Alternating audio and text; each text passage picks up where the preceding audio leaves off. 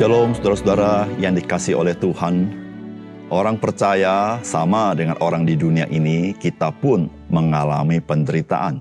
Tetapi perbedaannya adalah, sebagai orang percaya, meskipun kita mengalami penderitaan, kita menderita di dalam pengharapan yang pasti akan kebaikan, berkat, dan kemuliaan Tuhan. Itulah saudara-saudara yang menjadi kekuatan, ketekunan, sukacita, damai sejahtera kita untuk menghadapi kehidupan kita dengan pengharapan di dalam Tuhan. Salam jumpa dalam program Tuhan adalah Gembalaku. Saudara, pada umumnya ada dua macam orang di dunia ini terkait menghadapi penderitaan. Yang pertama adalah macam orang yang mengeluh untuk segala macam penderitaan yang dia alami. Dan orang seperti ini bisa memiliki pertanyaan yang seperti ini, yaitu, Tuhan, di manakah keadilan-Mu? Tetapi ada macam orang kedua ketika menghadapi penderitaan dan kesukaran, yaitu orang-orang semacam ini berkata ia akan mendapatkan hikmahnya dari penderitaan ini. Dan dia berharap bahwa penderitaan dia alami mendapat upah yang sepadan dengan penderitaan dia alami. Saudara, seringkali orang berkata berharap terkait dengan sesuatu yang akan datang atau terkait dengan sesuatu yang bukan di dunia ini. Di dunia ini boleh menderita, tapi dia berharap nanti dia mendapatkan upah yang baik daripada Tuhan. Saudara, kita harus membedakan antara berharap dan pengharapan. Atau bahasa Inggrisnya berharap itu wish. Pengharapan itu hope. Saudara, wish adalah harapan dari manusia yang tidak ketentuan. Tetapi itu sesuatu yang dia harapkan. Saudara, tidak salah, manusia berharap. Tetapi semoga tidak ada kepastian. Kadang-kadang tidak ada korelasi antara penderitaannya dan berharap dia mendapat upah yang baik. Kadang-kadang tidak ada korelasi satu sama lain. Tetapi manusia berharap. Tetapi saudara, ketika kita bicara tentang pengharapan atau hope, saudara, ketika Alkitab berbicara tentang hope, pengharapan, itu bukan dibuat oleh manusia. Bukan yang diimpikan oleh manusia. Bukan yang diusahakan oleh manusia. Itu adalah disediakan oleh Tuhan di dalam Yesus Kristus. Saudara, di dalam hope, Dialah yang menentukan. Sehingga saudara-saudara, hope itu sesuatu yang pasti. Pengharapan yang Tuhan berikan sesuatu yang pasti. Tetapi kalau wish, kita berharap, tidak pernah pasti. Saudara, orang percaya, hidup di dunia ini, kita boleh saja punya wish. Nggak ada salahnya, saudara.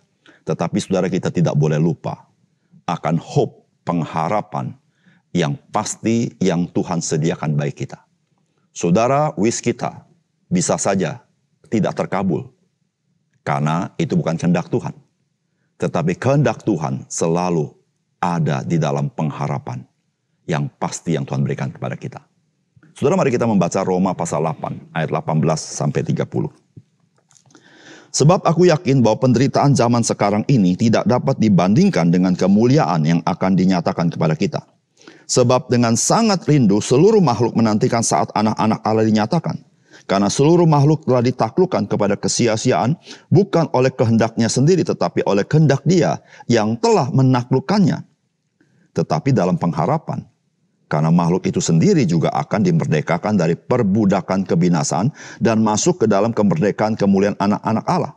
Sebab kita tahu bahwa sampai sekarang segala makhluk sama-sama mengeluh dan bersama-sama merasa sakit bersalin. Dan bukan hanya mereka saja, tetapi kita yang telah menerima karunia sulung roh, kita juga mengeluh dalam hati kita. Sambil menantikan pengangkatan sebagai anak, yaitu pembebasan tubuh kita. Sebab kita diselamatkan dalam pengharapan. Tetapi pengharapan yang dilihat bukan pengharapan lagi. Sebab bagaimana orang masih mengharapkan apa yang dilihatnya.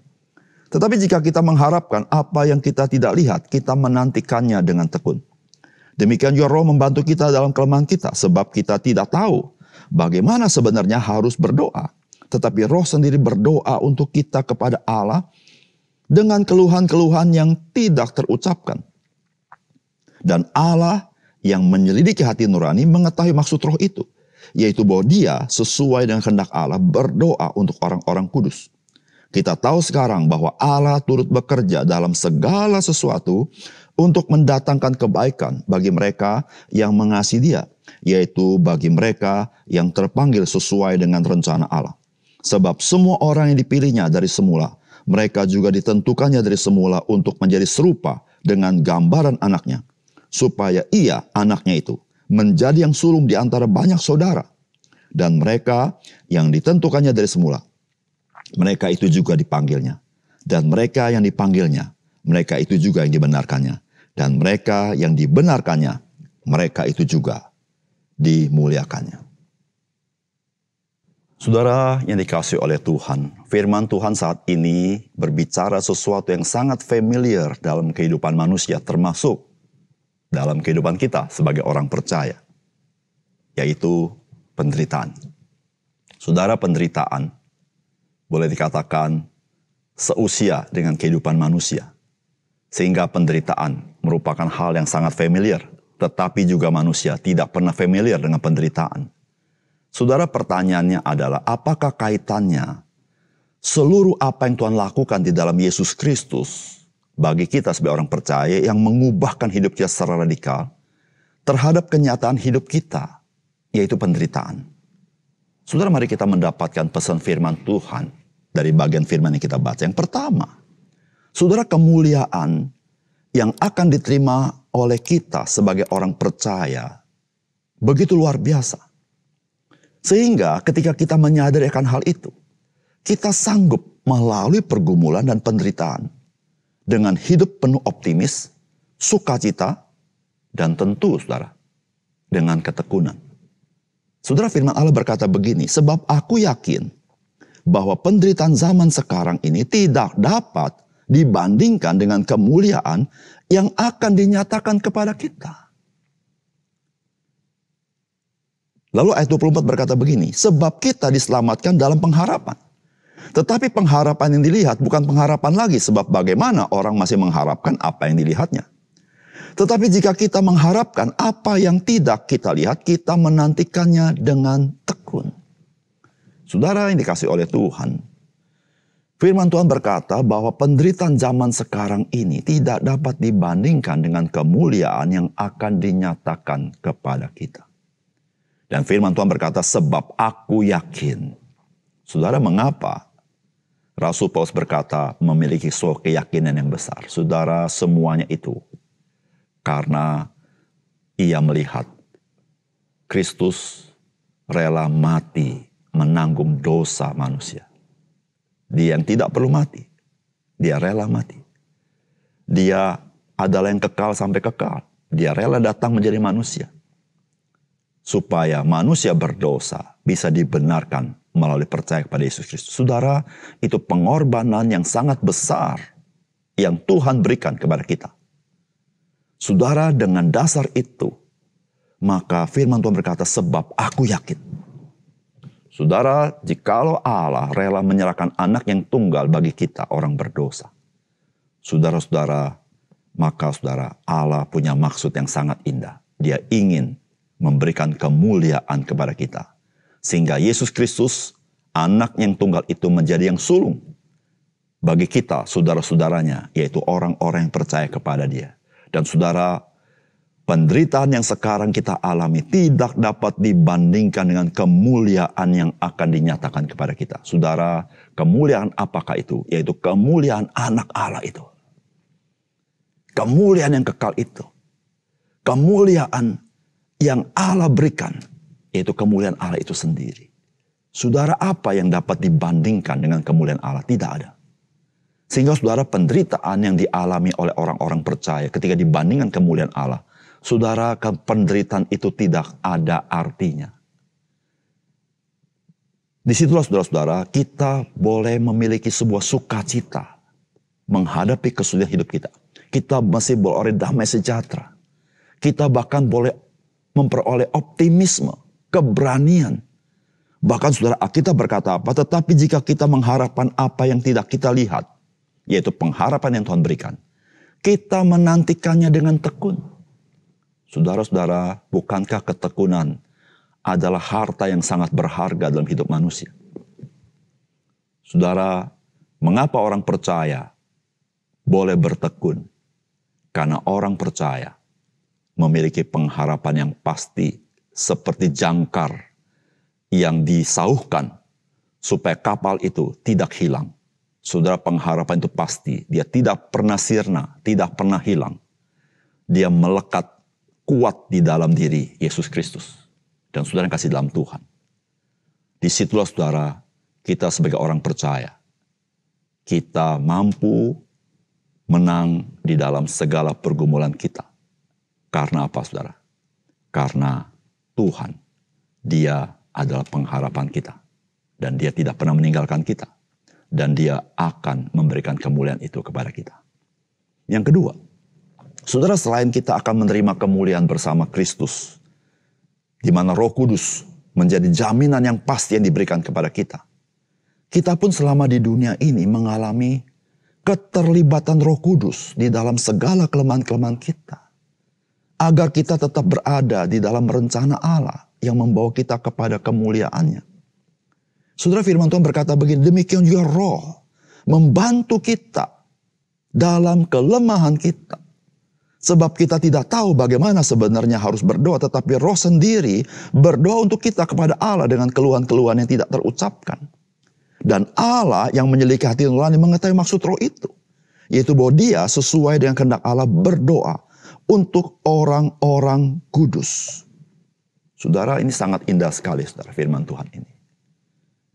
Saudara, setelah kita diselamatkan oleh darah Yesus, saudara jangan pernah berpikir Tuhan lepas tangan membiarkan kita di tengah rimba dunia ini.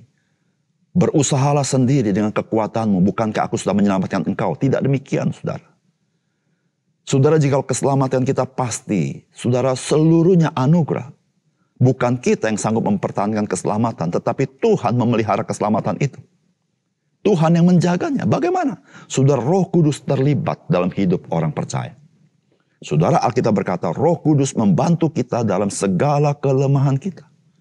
Saudara, menjadi anak-anak Allah tidak sama seperti Superman. Kita menjadi kuat dalam segala hal, tidak. Kita penuh kelemahan. Tetapi kita kuat di dalam kasih karunia Tuhan. Karena Roh Kudus yang diberikan kepada kita. Saudara, Roh Kudus Dia membantu kita. Menopang kita. Di dalam segala kelemahan kita.